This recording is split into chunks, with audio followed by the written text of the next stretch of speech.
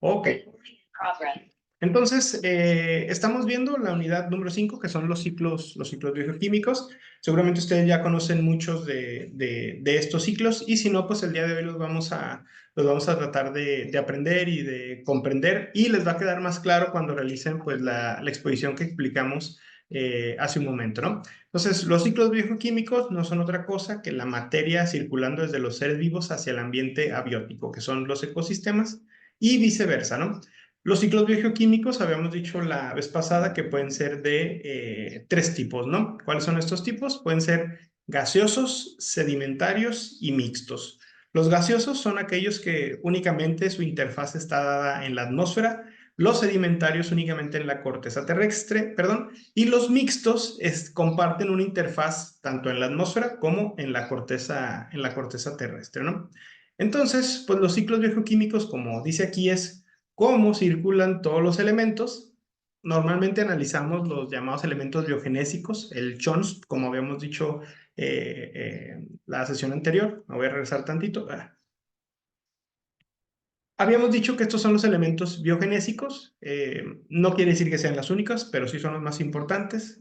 Carbono, hidrógeno, oxígeno, nitrógeno, fósforo y azufre son los principales elementos químicos que componen a la materia viva, a la materia orgánica, ¿no? Sin embargo, hay muchos otros elementos que son importantes porque pueden ser tóxicos o porque son oligoelementos o porque el cuerpo de los seres vivos los requiere en cantidades mínimas, ¿no? Ejemplo, pues el zinc y el hierro. Entonces, si existe el zinc y el hierro en altas concentraciones en el suelo, pues puede ser un problema, ¿no? Entonces, es importante que nosotros sepamos eso, porque pues básicamente, hasta donde yo sé, todos los elementos de la tabla periódica, inclusive algunos de los sintéticos, que son aquellos de la serie de los lantánidos y actínidos, tienen un ciclo biogeoquímico, ¿no? Entonces, volviendo al tema, pues aquí lo que tenemos es esta gráfica de pastel. Seguramente ustedes ya la han visto en algún artículo, en algún libro. Esta gráfica de pastel representa la composición química de la atmósfera, ¿no? Entonces, en la atmósfera que tiene en este planeta esta composición química, se dan los llamados ciclos gaseosos, ¿no? Normalmente en los ciclos gaseosos vamos a tener siempre que la atmósfera juega un papel importante, ¿no? Los ciclos bioquímicos van de la atmósfera a los seres vivos y viceversa, ¿no? ¿Cuáles son algunos de estos ciclos gaseosos? Son aquellos como el carbono, el oxígeno y el nitrógeno. Y normalmente la transformación de los elementos de un estado a otro es relativamente rápida. ¿Por qué es importante que nosotros tengamos en cuenta esta configuración de la atmósfera? Porque esta configuración es la que permite que la vida exista en este planeta, ¿no? Si llegase a cambiar esta composición, ¿qué sucedería? Pues la vida en el planeta podría cambiar o incluso extinguirse, ¿no? Y ahorita ustedes podrán ver que el nitrógeno, pues básicamente casi es el 80% de la composición química de la atmósfera. Y pues este nitrógeno es muy importante por varias razones. Una, porque en su forma diatómica, el nitrógeno elemental, pues realmente es inocuo, no nos hace daño, ¿no? Pero es una bronca para las plantas porque el nitrógeno, acuérdense ustedes como agrónomos que son, es un elemento limitante para el desarrollo de las plantas y las comunidades vegetales. ¿Por qué? Porque las plantas no lo pueden asimilar en su forma gaseosa. Entonces se valen de las asociaciones simbióticas como las micorrizas o las rizobacterias, que básicamente lo que hacen es chuparlo, extraerlo de la atmósfera para dárselo a las plantitas, ¿no? Por eso continuamente tenemos que estar, sobre todo en los monocultivos extensivos, suplementando los suelos con alguna fuente de nitrógeno, ¿no? El otro elemento más importante que tenemos por ahí, pues, es el oxígeno. El oxígeno, pues, es alrededor del 21% de la atmósfera, ¿no? Si esta cantidad disminuye, ¿qué sucede? Pues que el dióxido de carbono y otros gases, pues, aumentan. Y el resto de esos gases, como el dióxido de carbono, entre otros, que son menos del 1%, si continúan aumentando, aumentan algo que se conoce como el efecto invernadero, ¿no? El efecto invernadero es el fenómeno que causa lo que denominamos cambio climático, ¿no?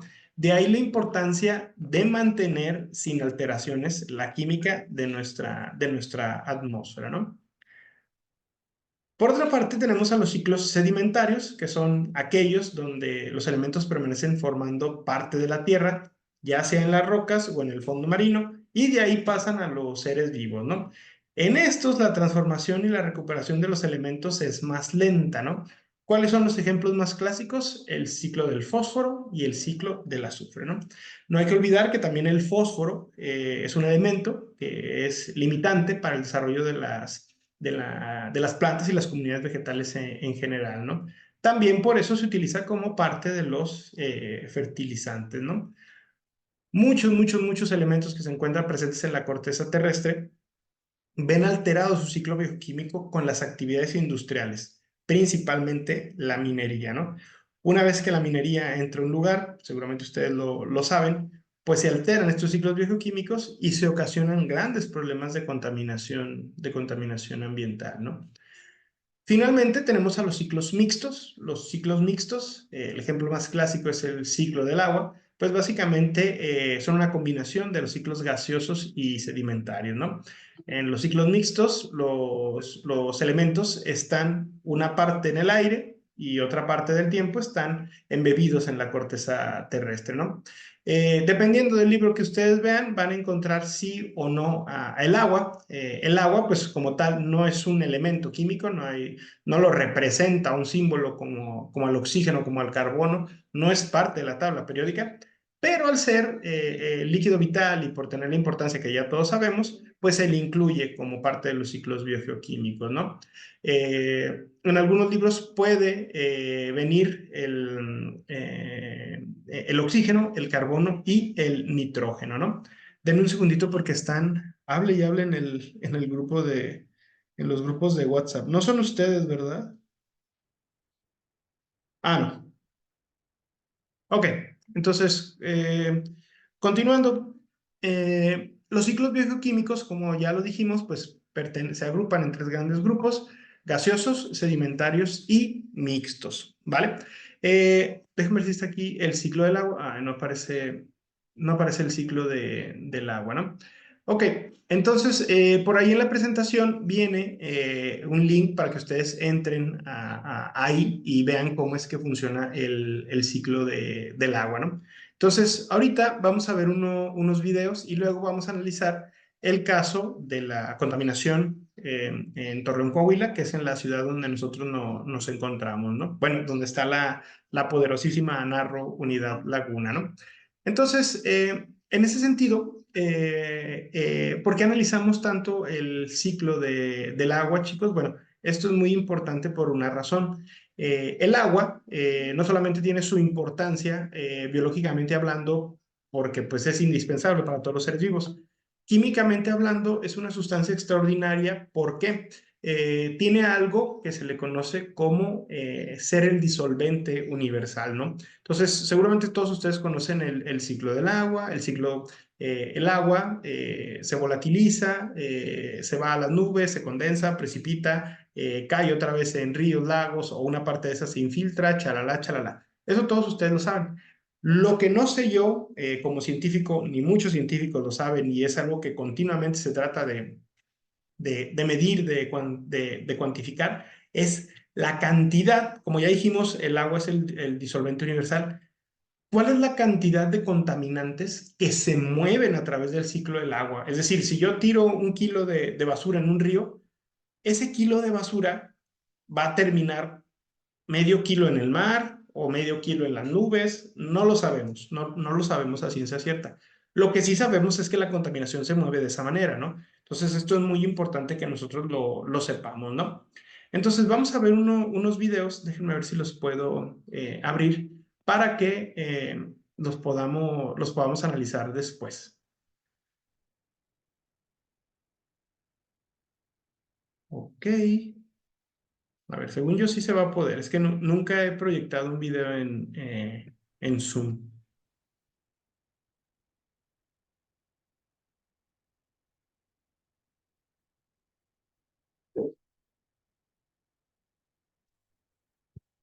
Tiempo. ¿Se está escuchando el video? No, profe. ¿No? Ah, ok. Bueno. Eh,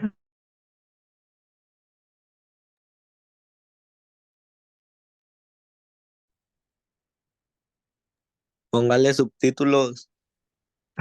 es un video que guardé. Bueno, lo voy a empezar de nuevo a ver si se escucha, ¿ok?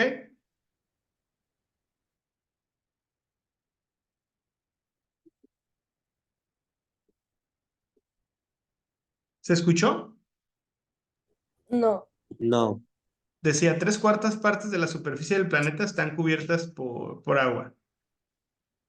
no se escuchó. No se escuchó. Ok. Muy bien. Tengo que lograrlo. Denme un segundo.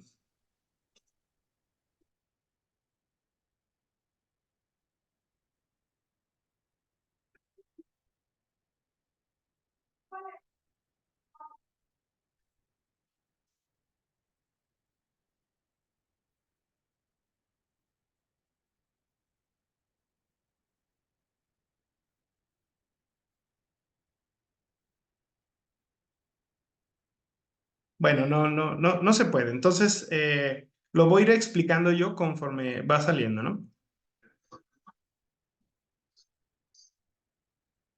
Entonces, bueno, aquí se nos explica que nuestro planeta, 3/4 partes de su superficie están cubiertas por agua, ¿no? ¿Por qué es importante que sepamos esto? Normalmente llamamos al planeta Tierra, porque asumimos que, pues no sé, tiene mucha tierra, ¿no? Pero en realidad, si fuéramos estrictos, debería ser llamado el planeta Agua, porque hasta donde sabemos es el único planeta en el universo donde hay agua líquida y pues corresponde 3/4 partes de su superficie al agua. De ahí la importancia de atender siempre los problemas de contaminación del agua, ¿no? Entonces, muy bien, continuamos.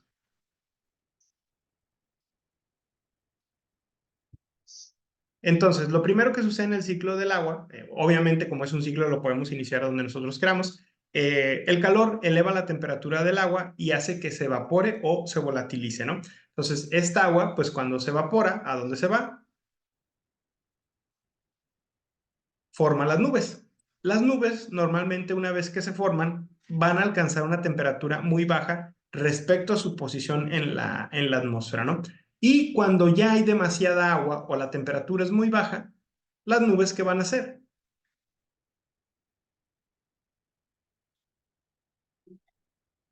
Pues llueve. Exactamente. Como dice su compañero, llueve. Pero normalmente no solamente llueve, sino que también, ¿qué puede suceder? Bueno, puede caer hielo, granizo, aguanieve, plumear, etcétera, ¿no? Lo que sí sabemos, y no sé si ya se los había comentado en otra clase, es que rara vez llueve agua neutra, ¿no? O alcalina. Desafortunadamente, por los problemas de contaminación, el agua que cae de la lluvia cada vez es más ácida. Entonces es importante que consideremos eso, ¿no? Una vez que el agua cae en cualquier tipo de precipitación, llámese lluvia, granizo, nieve, aguanieve, ¿qué sucede?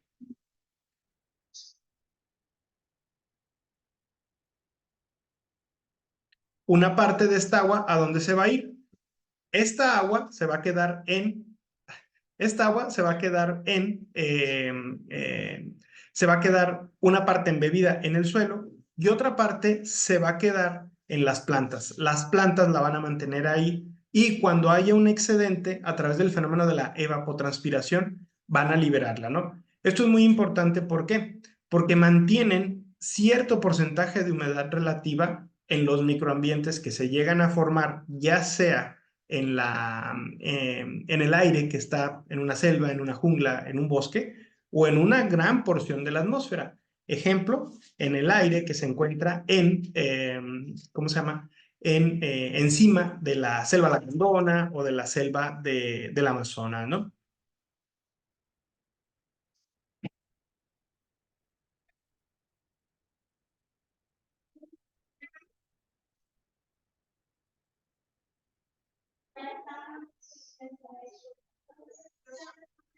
Ahora, aquí normalmente no consideramos a los animalitos, pero los animalitos sí juegan un papel también en el ciclo del agua. Nosotros expelemos agua al ambiente, sobre todo ahorita que está haciendo calor. mucho de nuestra agua la perdemos a través de la respiración, del jadeo, de la transpiración, es decir, cuando sudamos, y también cuando hacemos nuestras necesidades fisiológicas, cuando hacemos pipí popó, pues, ¿qué sucede? Pues liberamos parte de esta agua y la regresamos al ciclo del agua, ¿no? Ahorita hablamos únicamente de que el agua se ha quedado en el suelo, en las plantas, en los animales, pero otra parte que no logra ser atrapada por las formas de vida, como dice acá, se queda en los mantos freáticos. Se filtra y se queda en el subsuelo.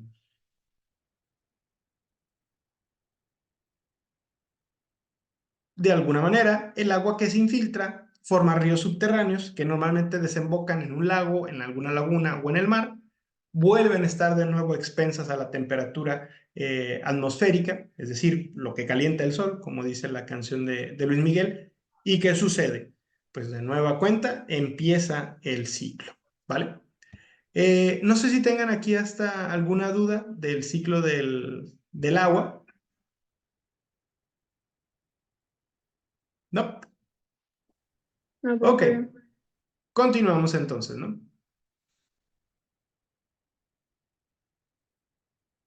Déjenme abrir el otro video.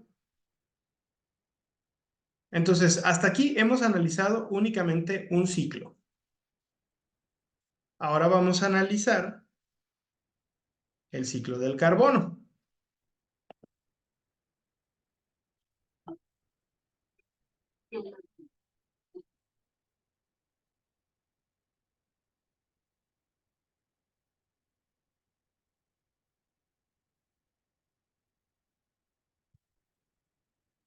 Entonces, vamos con el ciclo del carbono.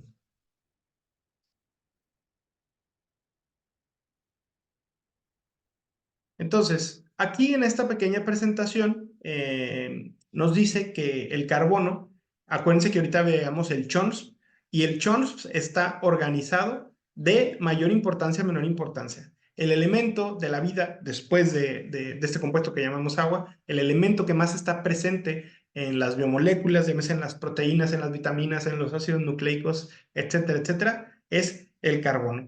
Y uno de los más grandes reservorios de carbono que hay en el planeta, aparte de la corteza terrestre y de los seres vivos per se, pues es aquel que se encuentra en forma de dióxido de carbono flotando en forma gaseosa en la atmósfera.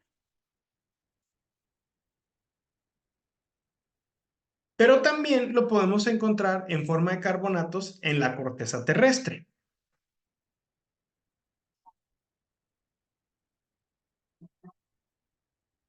Una parte importante del carbón que se encuentra en nuestro planeta también se encuentra en forma de combustibles fósiles. ¿Cuáles son? El carbón mineral y el petróleo. ¿Cómo es que se ha formado el carbón y el petróleo? Pues básicamente son los restos de animales y formas de vida prehistóricas o incluso de antes que cuando se murieron se descompusieron de tal suerte que formaron grandes reservorios de petróleo y de carbón.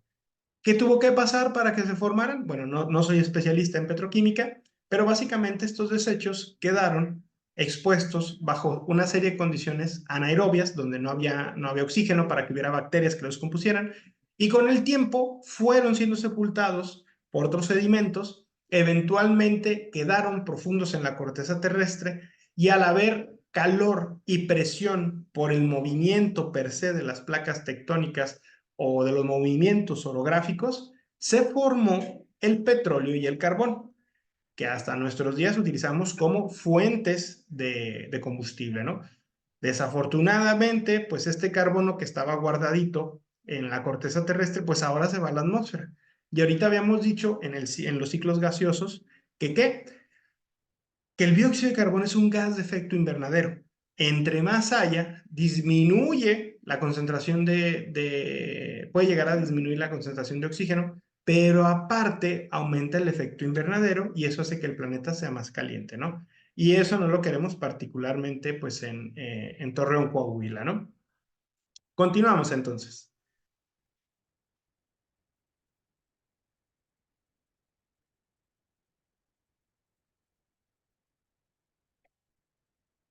Entonces, ¿por qué es tan elegante el balance químico de la atmósfera?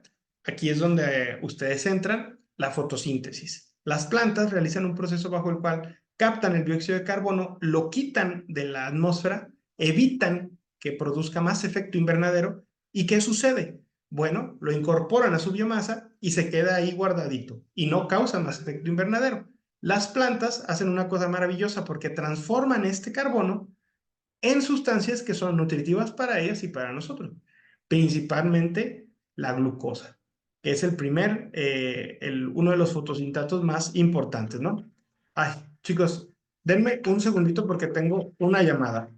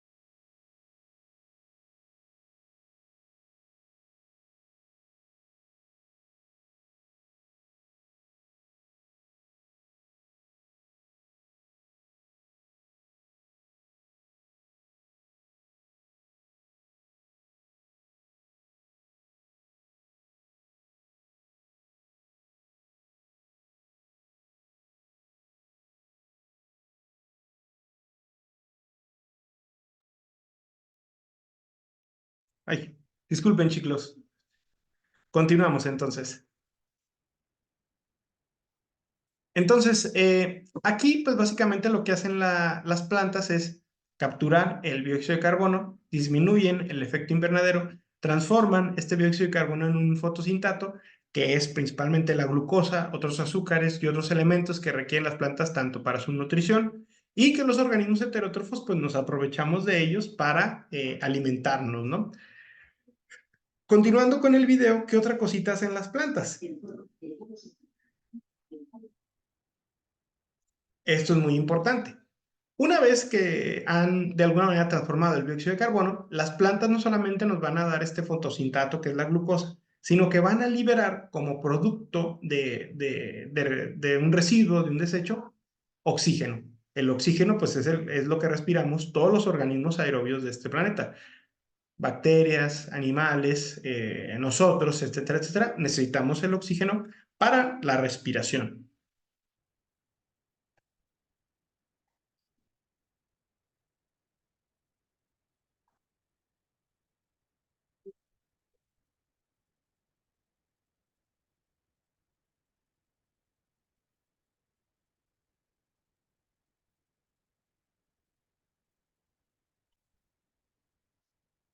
Entonces, los organismos capturan también el dióxido de carbono que ya tenían las plantas.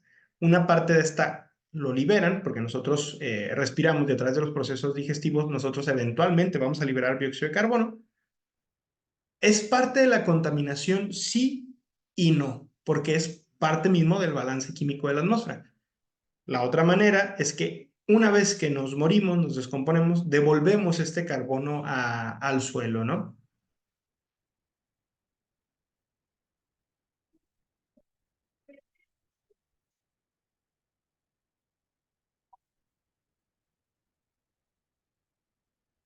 Algo muy importante aquí. Hay que aprender a distinguir entre contaminación y polución.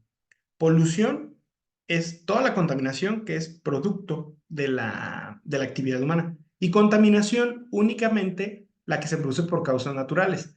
Los pantanos, los procesos de descomposición cuando los animales o las plantas mueren, o como veíamos aquí en el ejemplo del video, los volcanes liberan una gran cantidad de dióxido de carbono al medio. Pero contra eso no se puede hacer nada, es parte de la naturaleza. Lo que sí podemos hacer nosotros es depender menos de los combustibles fósiles. ¿Para qué? Para disminuir los niveles de dióxido de carbono en la atmósfera, ¿no? Y aquí en el video se va a ver pues el trabajo de una industria, una petroquímica, qué sé yo, y se ve a través de esas bolitas negras pues cómo se libera el dióxido de carbono, ¿no? Entonces, vean cómo está intrínsecamente relacionado, ¿no? Los volcanes, la actividad humana producen dióxido de carbono, pero este dióxido de carbono de alguna manera baja, es atrapado por la fotosíntesis. Los animales se nutren de las plantas, devuelven parte de ese dióxido de carbono de nuevo a la atmósfera y otro se queda pues fijado acá, ¿no? Entonces, eso es muy importante que lo sepamos, ¿no? En este ejemplo únicamente analizamos las plantas terrestres, pero las algas marinas y las plantas que viven en el agua también realizan este mismo proceso, ¿no?